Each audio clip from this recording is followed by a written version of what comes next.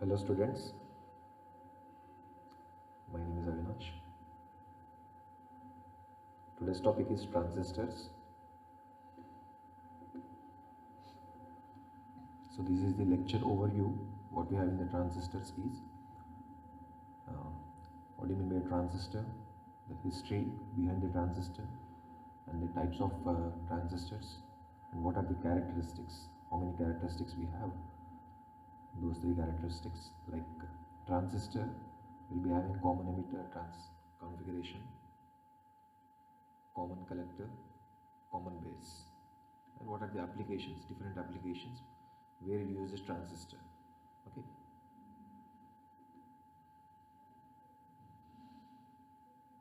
so what do you mean by transistor? The meaning of transistor is, you can split this word in the form of transfer plus resistor. Transfer of resistance from one circuit to the other circuit, from low resistance to high resistance. Why I am calling this low and high, you will come to know in the later classes. Okay, for timing you just remember transistor, transfer of resistance from one circuit to the another circuit. Semiconductors, the major element in this transistor are semiconductors. Ability to change from conductor to insulator, can either allow current or prohibit current to flow. So this transistor is also used as a switch, but also as an amplifier. Where we use this as a switch and where we use this as an amplifier, you will come to know in the later classes.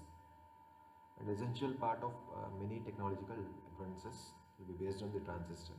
This is what the transistor will be having. Three circuits, three terminals, emitter, base, collector. Emitter, base and collector. Okay. So that was a brief history regarding the transistor.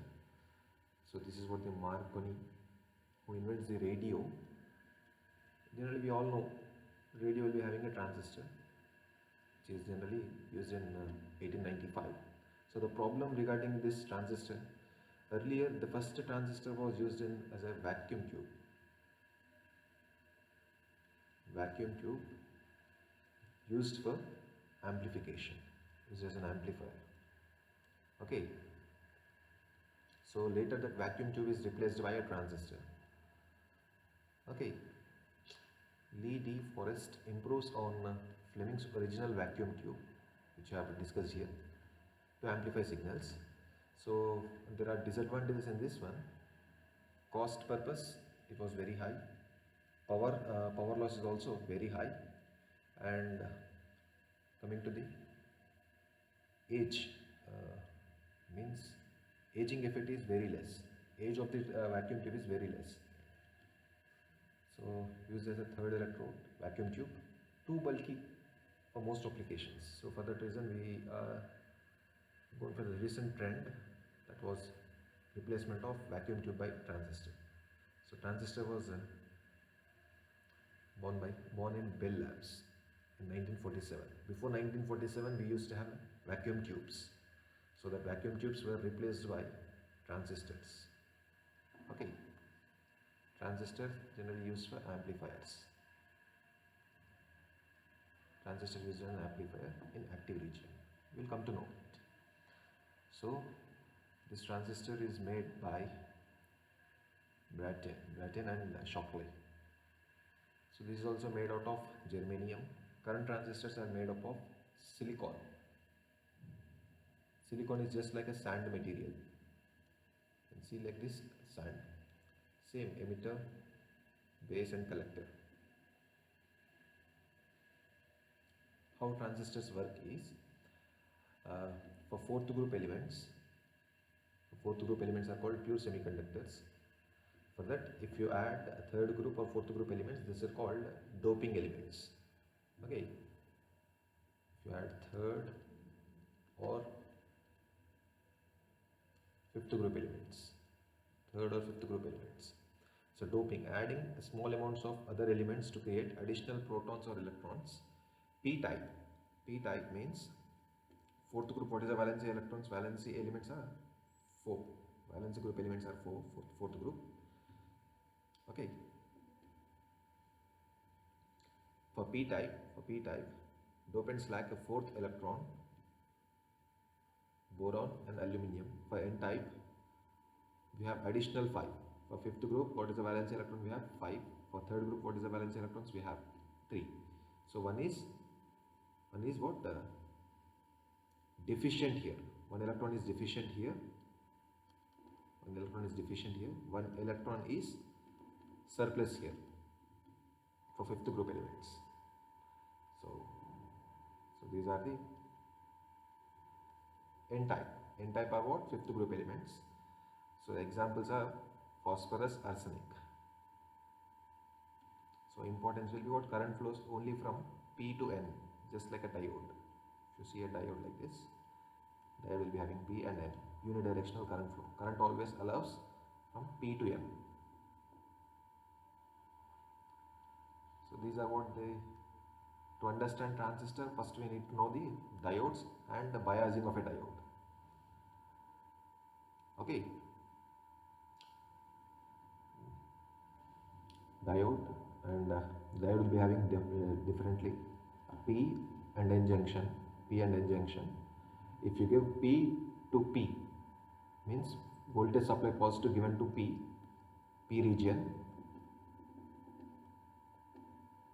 diode will be having two regions, no? One positive region, one is negative region.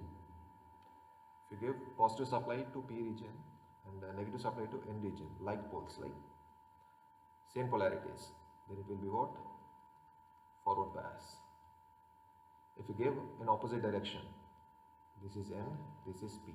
If you give voltage supply positive to N, which is of negatively charged, but this negatively charged region, if you give positive supply, and this positively charged region, if you give negative supply, then it will become reverse bias. In forward bias, diode just like a switch. Okay, in forward bias, switch will be on. So reverse bias, diode is just like I say, diode is actually a switch. In reverse bias, diode will be on open circuit. It will be off. Okay. As I said, reverse bias, no current flow because it is an open circuit. Forward bias, current will flow. Okay. So breakdown voltage, a sufficient N to P voltage of a Zener diode will allow current flow in this direction. This is what talking about the Zener diode case. Okay, Zener diode is a special case where it also allow current in reverse bias also.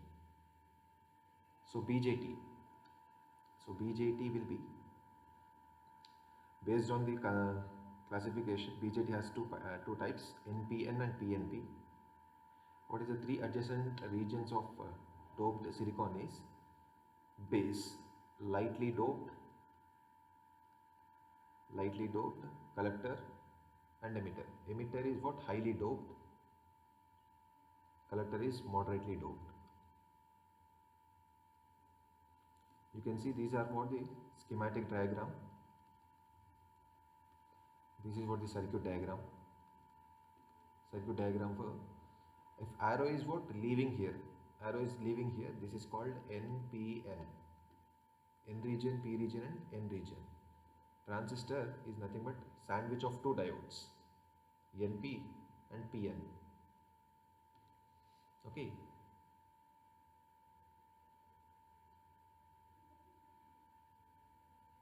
I hope you understood this one.